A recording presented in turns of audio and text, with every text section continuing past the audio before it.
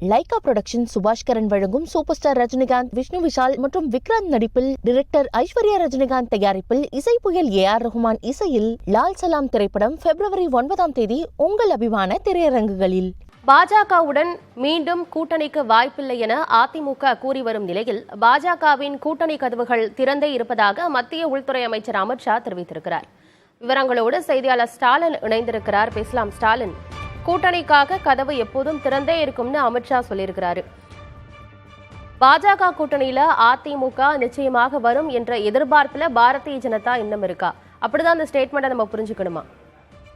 ஆனந்தி, மத்திய உள்துறை அமைச்சர் அமித்ஷாவுடைய இந்த ஸ்டேட்மெண்ட் ரொம்ப முக்கியமானது. ஆனா இன்றைய அரசியல் சூழல்ல தேர்தலுக்கான கூட்டணி அமைப்பதுல அனைத்து கட்சிகளும் ஈடுபட்டு வரக்கூடிய ஒரு சூழல்ல அமித்ஷா கொடுக்கக்கூடிய இந்த ஸ்டேட்மெண்ட் என்பது தொடர்ந்து அதிமுகவுடைய கூட்டணியை எதிர்பார்த்து பாரதிய ஜனதா கட்சி இருப்பதாகவே இதன் மூலமாக புரிந்து கொள்ள முடிகிறது. ஏன்னா பிரதான கட்சியாக அஇஅதிமுக தமிழகத்தில் உள்ள நிலையில அஇஅதிமுகவுடைய கூட்டணி இருந்தால் மட்டுமே ஒரு பலம் பொருந்திய கூட்டணியாக அமைக்க முடியும் என்பதை தான் மத்திய உள்துறை அமைச்சர் அமித்ஷா இதன் மூலமாக உணர்த்துகிறார் என்பதில் அப்படிதான் நம்மளால புரிஞ்சுக்க முடியுது ஆனந்தி. அதாவது ஒரு கேள்வி என்பது தினசரி நாளிதழ் மூலமாக தினசரி நாளிதழுக்கு மத்திய உள்துறை அமைச்சர் அமித்ஷா அளித்திருக்கக்கூடிய பேட்டியில தமிழ்நாட்டில் அஇஅதிமுக கூட்டணி இல்லை என்று ஆகிவிட்டது, மூன்றாவது அணியை அமைக்க ஏதேனும் திட்டம் இருக்கா என்ற அந்த கேள்வி என்பது முன்வைக்கப்பட்டுள்ளது. கூட்டணிக்காக அனைத்து கதவுகளும் திறந்தே இருக்கின்றன, இது குறித்து தொடர்ச்சியாக ஆலோசித்து வருகிறோம் என்ற ஒரு விஷயத்தை தான் அமித்ஷா குறிப்பிட்டிருக்காரு. அஇஅதிமுகவை பொறுத்த வரைக்கும் பாஜக நீங்க இணைப்பில இருங்கள். இது குறித்து பேசுவதற்காக அதிமுகவின் முன்னாள் அமைச்சர் திரு ஜெயக்குமார் இணைப்பில் இருக்கிறார். சார் வணக்கம்.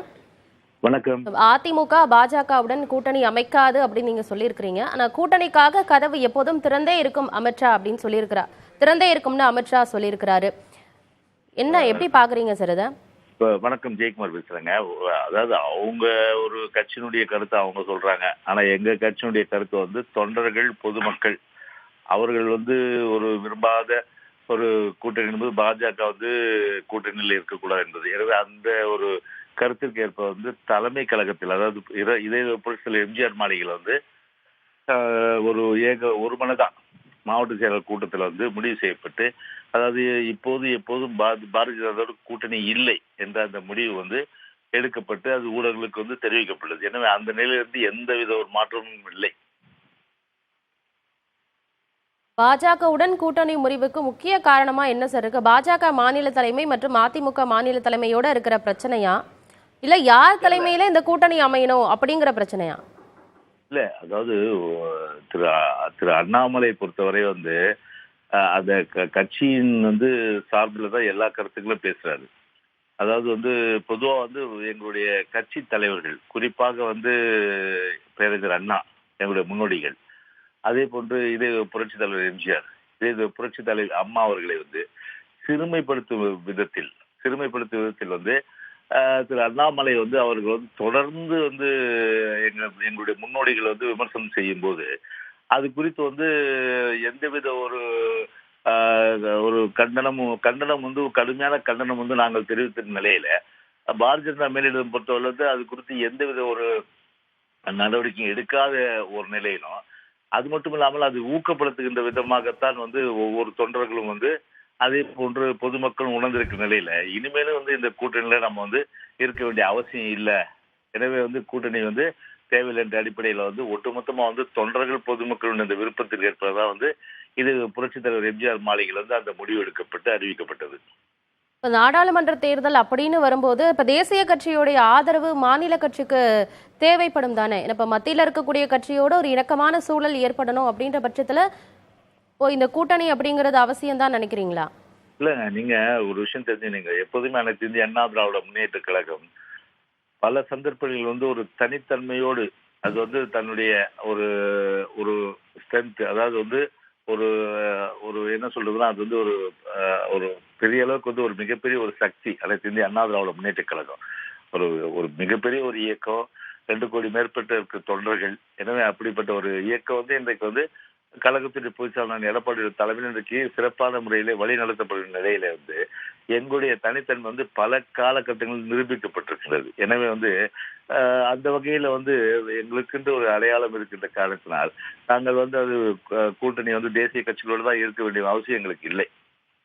இப்போ பாரதிய ஜனதா அதிமுகவோட பாரதிய ஜனதா கட்சியோட அதிமுக கூட்டணி இல்லை அப்படின்னு சொல்லியிருக்கிறீங்க. இப்போ அதிமுக பாஜக அதிமுக இல்லாத ஒரு கூட்டணி இல்லாம மற்ற கட்சிகளோட பாரதிய ஜனதா கூட்டணி அமைக்கும் அந்த முயற்சியிலையும் ஈடுபட்டு இருக்கு. இணைப்பில் பல்வேறு தகவல்களை பகிர்ந்து கொண்டமைக்கு நன்றி திரு ஜெயக்குமார். செய்தியாளர் ஸ்டாலின் இணைந்திருக்கிறார், அவரிடம் பேசலாம். ஸ்டாலின், ஒரு மாநில கட்சி அதிமுக நாடாளுமன்ற தேர்தல் அப்படின்ற வரும் பட்சத்துல தேசிய கட்சியுடைய ஆதரவு மாநில கட்சிக்கு அவசியம் தானே? அதாவது நாடாளுமன்ற தேர்தலாக இருந்தாலுமே கூட இதற்கு முன்பு 2014 முன்பு பார்த்தோம் என்றால் பிரதமர் வேட்பாளரை முன்னிறுத்தி எந்த அரசியல் கட்சிகளும் தேர்தலை சந்தித்ததில்லை. தொடர்ச்சியாக பார்த்தோம்னா பாஜகவை பொறுத்த வரைக்கும் அதிமுகவுடைய ஆதரவை நாடிதான் தற்போது பல்வேறு விஷயங்கள்ல இது போன்ற மத்திய உள்துறை அமைச்சர் அமித்ஷாவோட ஸ்டேட்மெண்ட்டை கூட நம்ம அப்படிதான் புரிஞ்சுக்க முடியுது. தற்போது ஆனந்தி பாஜகவை சேர்ந்த பேராசிரியர் ராமசீனிவாசன் நம்மளோட இணைந்திருக்கிறார், அவரிடம் பேசும். சார் வணக்கம். மத்திய உள்துறை அமைச்சர் அமித்ஷாவுடைய இந்த ஸ்டேட்மெண்ட் என்பது அதிமுகவுடைய கூட்டணியை நம்பி தமிழகத்தை பொறுத்த வரைக்கும் எதிர்கட்சியாக பாஜக தான் இருக்குது அப்படின்னு சொல்லி இங்க இருக்கக்கூடிய மாநில தலைவர்கள் நீங்க உட்பட சொல்லிட்டு வரக்கூடிய நிலையில அதிமுகவுடைய கூட்டணியை நம்பிதான் பாஜக இன்னும் பயணப்பட்டு இருக்கா தமிழக அரசியல்ல? இல்ல, எங்கள் மத்திய அதிமுக அமித்ஷா அவர்கள் கூட்டணிக்கான கதவுகள் திறந்திருக்கின்றன என்று சொன்னதை நான் எப்படி புரிந்து கொள்ளணும்? தமிழ்நாட்டு அரசியல்ல திமுகவுக்கு எதிரான சக்திகள் ஒன்றுபட வேண்டும் என்ற பொருள்படத்தான் உள்துறை அமைச்சர் பேசியிருக்கிறார் என்று நாங்கள் கருதுகிறோம். அதனால அவர் இந்த கட்சி அந்த கட்சி என்று குறிப்பிட்டு சொல்லவில்லை. அதை அவர் தலைமை முடிவு செய்து அறிவிக்கும் போது நாங்கள் அதை ஏற்றுக்கொண்டு செயல்படுவோம். இந்த இடத்துலதான் தமிழக பாரதிய ஜனதா கட்சி அதற்காக ஒத்துழைப்பு கொடுப்போம். தலைமை என்ன சொல்கிறதோ அதை நாங்கள் கேட்டு கூட்டணியிலும் செயல்படுவோம் என்பதை தெரிவித்துக் கொள்கிறேன். அவர் தன்னுடைய பதில கூட்டணிக்காக எல்லா கதவுகளும் திறந்தே இருக்கின்றன என்ற அந்த பதிலே கேள்விக்கான பதிலா பார்க்கும்போது தமிழ்நாட்டில் அதிமுகவுடன் கூட்டணி இல்லை என்றாகிவிட்டது, மூன்றாவது அணி அமைக்க ஏதேனும் திட்டமா அப்படின்ற அந்த கேள்விக்கு தான் அவர் இவ்வாறு பதில் சொல்லியிருக்காரு. எல்லா கதவுகளும் திறந்தே இருக்கு அப்படின்னு இருக்காரு.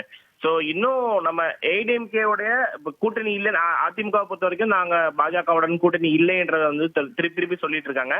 பட் பாஜக இன்னும் அந்த கூட்டணியிலிருந்து அதிமுக வெளியேற்றி விட்டாலும் கூட பாஜக தொடர்ந்து அதிமுகவை தன்னுடைய கூட்டணிக்குள் கொண்டு வருவதற்கான முயற்சிகள் எடுப்பதுதான் இதன் மூலமா காட்டுது. அதை பற்றி நான் கருத்து சொல்ல முடியாது. ஏன்னா எனக்கு அதை பற்றி அதிக விவரங்கள் தெரியாது. அதிமுகவுடன் கூட்டணி வருமா வராதா என்பதை பற்றியும் நான் சொல்ல முடியாது. ஏன்னா தேசிய ஜனநாயக கூட்டணியில அதிமுக பல ஆண்டுகளாக ஒரு அங்கமாக இருந்து வருகிறது. அந்த தேசிய ஜனநாயக கூட்டணியில் அதிமுக தொடர்கிறதா இல்லையா என்பதை கூட எங்கள் தேசிய தலைமை அறிவிக்க முடியும். எனக்கு அது தெரியாது. ஆனால் அமித்ஷா அவர்கள் சொல்லியதனுடைய பொருள் என்பது தமிழ்நாட்டில் நிறைய கட்சிகள் திமுக எதிர் நிலையில இருந்து செயல்படக்கூடிய கட்சிகள் நிறைய இருக்கு. குறிப்பாக ஐயா மோடி அவர்களை பிரதமராக ஏற்றுக்கொள்கிற மனநிலையில நிறைய கட்சிகள் இருக்கு, தமிழ்நாட்டில் இருக்கு. அதையெல்லாம் மனதில் வைத்துக் கொண்டுதான் அமித்ஷா அவர்கள் பேசியிருக்கிறார்கள். நீங்கள் அப்படித்தான் பொருள் புரிந்து கொள்ள வேண்டும். குறிப்பாக அதிமுக என்று அவர் எந்த இடத்துல சொல்லவில்லை. அதிமுகவுடன் கூட்டணி வேண்டுமா வேண்டாமா என்பதை பற்றி தேசிய தலைமை முடிவு செய்யும். மிக நன்றி சார், உங்களுடைய கருத்துக்களை பகிர்ந்தமைக்கு நன்றி. ஆனந்தி, நீங்க கேட்டிருப்பீங்க, அதாவது பிஜேபியை பொறுத்த வரைக்கும் தொடர்ச்சியாக பல்வேறு விஷயங்கள்ல இந்த கூட்டணி சார்ந்த விஷயங்கள்ல அதிக கவனம் செலுத்திட்டு வராங்க. அதிமுகவுடனான அந்த கூட்டணி தொடர வேண்டும் என்று தற்போது ஒரு எதிர்பார்ப்பு என்பது பாஜகவுக்கு இருக்குது. தற்போது நம்மிடையே பத்திரிகையாளர் மெய்யநாதன் நம்மளோட இருந்திருக்கிறார், அவரிடம் பேசலாம். சார் வணக்கம். அமித்ஷாவுடைய ஸ்டேட்மெண்ட்டை நம்ம எப்படி புரிந்து கொள்கிறது? ஏன்னா அதிமுகவை பொறுத்த வரைக்கும் கூட்டணி இல்லைன்றத திருப்பி வெளிப்படையாவே அவங்க சொல்லிட்டு வரக்கூடிய நிலையில பாஜக தொடர்ந்து அதிமுகவுடன் கூட்டணி வைக்க வேண்டும் என்ற ஒரு எதிர்பார்ப்புல தான் அமித்ஷாவுடைய ஸ்டேட்மெண்ட்டை புரிந்து கொள்ள முடியுமா?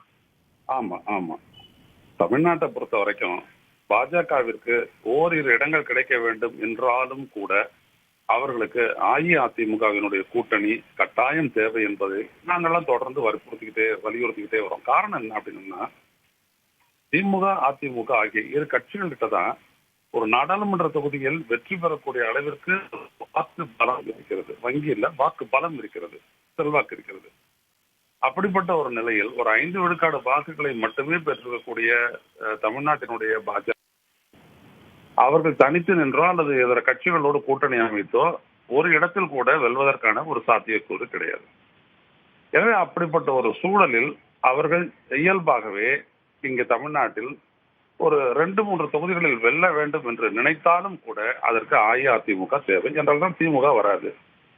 இப்படிப்பட்ட ஒரு நிலையில் தான் அவர்கள் அந்த கூட்டணி முறிவை எடுத்தார்கள். ஏனென்றால் அந்த கூட்டணி முறிவை கூட எடப்பாடி பழனிசாமி அவர்கள் அஇஅதிமுகவினுடைய பொதுச் செயலர் அமித்ஷாவை சந்தித்து பேசியதற்கு பிறகுதான் அதை அறிவித்தார்கள். அதை நம்ம கவனத்தில் கொள்ள வேண்டும். என்னதான் அண்ணாமலை அண்ணாவை பற்றி சொன்ன விமர்சனத்தை அடிப்படையாக அவர்கள் சொன்னாலும் கூட அதற்கு 5 நாட்களுக்கு முன்னால் நிகழ்ந்த இந்த சந்திப்பில் அமித்ஷா வைத்த ஒரு நிபந்தனையை ஏற்க மறுத்த காரணத்தினால்தான் அது அஇஅதிமுக பாஜக கூட்டணி முறிந்தது.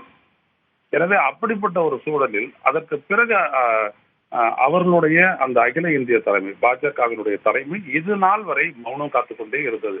கூட்டணி இருக்கிறதா இல்லையா என்பது தொடர்பாக அவர்கள் எதையுமே பேசவில்லை. அந்த அஇஅதிமுகவினுடைய கூட்டணி முறிவுக்கு அறிவிப்புக்கு பிறகு இங்கே இருக்கக்கூடிய பாரதிய ஜனதா கட்சியும் அதிமுக விமர்சிக்கவில்லை. அதிலிருந்தே அவர்கள் திறந்தே இருந்தது அவருடைய கதவு என்பது தெரிந்ததுதான். அப்படிப்பட்ட ஒரு நிலையில் தான் இன்றைக்கு அமித்ஷா சொல்லி இருக்கின்றார். ஏனென்றால் இது இறுதி கட்டம், தேர்தலை நோக்கிய அறிவிப்புகள் இன்னும் ஓரிரு வாரங்களில் வரலாம் என்கின்ற ஒரு நிலையில் அவர்களுக்கு இந்நேரம் இங்கிருந்து அந்த உளவு தகவல் போயிருக்கும், எந்த அளவுக்கு ஆதரவு இருக்கிறது, அது பாஜக தலைமையில் ஒரு கூட்டணி அமைத்தால் அது எத்தனை இடங்களில் வெற்றி பெறக்கூடிய சாத்தியம் இருக்கிறது, அல்லது வாக்கு வங்கி எந்த அளவுக்கு அவர்களுக்கு பெறலாம் என்பதை எல்லாம் பற்றிய ஒரு கணக்கு வந்திருக்கும். 2வது, பாஜகவோடு கூட்டணி சேரக்கூடிய எந்த கட்சியும் பாஜகவை போலவே தாங்களும் ஒரு இடம் பெறுவது கஷ்டமான காரியம்னு நினைக்கும் போது அவருடைய ஃபர்ஸ்ட் சாய்ஸும் அஇஅதிமுகவை தான் இருக்கும். எனவே இப்படிப்பட்ட ஒரு சூழலில் அமித்ஷாவினுடைய இந்த கதவு திறந்திருக்கிறது என்று சொன்ன இந்த அறிவிப்பு என்பது எதிர்பார்த்ததே. ஆனால் இதனை அஇஅதிமுக ஏற்குமா? காரணம் என்னவென்றால் அஇஅதிமுகவினுடைய கட்சி பலம் மக்களிடையே 27 விழுக்காடாக குறைந்திருக்கிறது.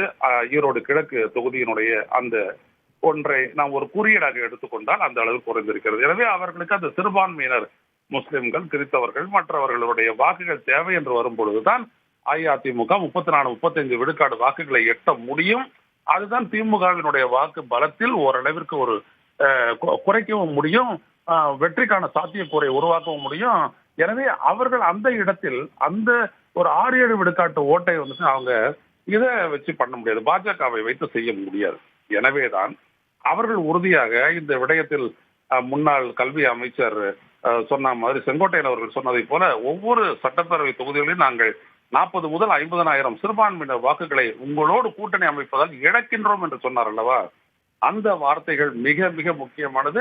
2வது, அஇஅதிமுகவினுடைய தொண்டர்களினுடைய அந்த அந்த நிலை என்றால் தமிழ்நாட்டினுடைய அந்த உளவியலை அவர்கள் பிரதிபலிக்கிறார்கள்.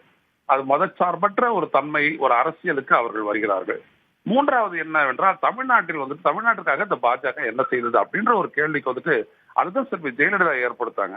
இந்த தமிழ்நாட்டிற்காக செய்தது இந்த லேடியா மோடியா என்று அவர் எழுப்பிய அந்த கேள்வி 2014 மக்களவை தேர்தலின் போது அவர் எழுப்பிய அந்த கேள்வி மிக மிக முக்கியமானது. ஏன்னா அப்படிப்பட்ட ஒரு சூழல் தான் இப்பொழுதும் நிலவுகிறது.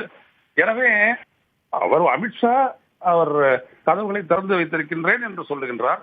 அஇஅதிமுக நிச்சயமாக ஜெயக்குமார் அவர்கள் சொல்வதை போல அந்த கூட்டணி வேண்டாம் என்பது அஇஅதிமுக தொண்டருடைய நிலைப்பாடு என்பதில் அதில் தான் அவர்கள் உறுதியாக நிற்பார்கள் என்று நினைக்கின்றேன். அஇஅதிமுகவை பொறுத்தவரை அவர்களுக்கு பாமக, அப்புறம் இந்த புதிய தமிழகம் கட்சி, தேமுதிக தேமுதிக போன்ற கட்சிகள் தான் தங்களுக்கு தேவை என்பதில் அவர்கள் உறுதியாக இருக்கின்றார்கள். இதற்கு மேல் அதுதான் நிகழும் என்று கூட நான் கணிக்கின்றேன். மிக நன்றி சார் உங்களுடைய கருத்துக்களை பயனுமைக்கு.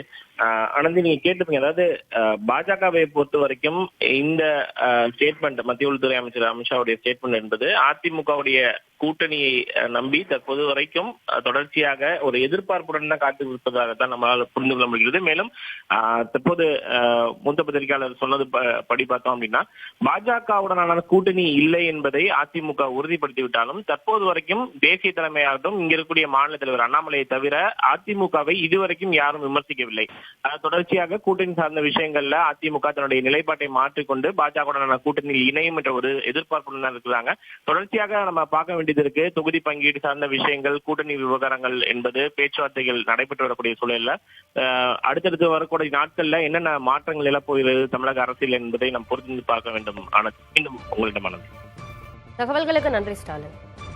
லைகா புரொடக்ஷன் சுபாஷ்கரன் வழங்கும் சூப்பர் ஸ்டார் ரஜினிகாந்த், விஷ்ணு விஷால் மற்றும் விக்ராந்த் நடிப்பில் டைரக்டர் ஐஸ்வர்யா ரஜினிகாந்த் தயாரிப்பில் இசை புயல் ஏஆர் ரஹ்மான் இசையில் லால் சலாம் திரைப்படம் February 9 உங்கள் அபிமான திரையரங்குகளில்.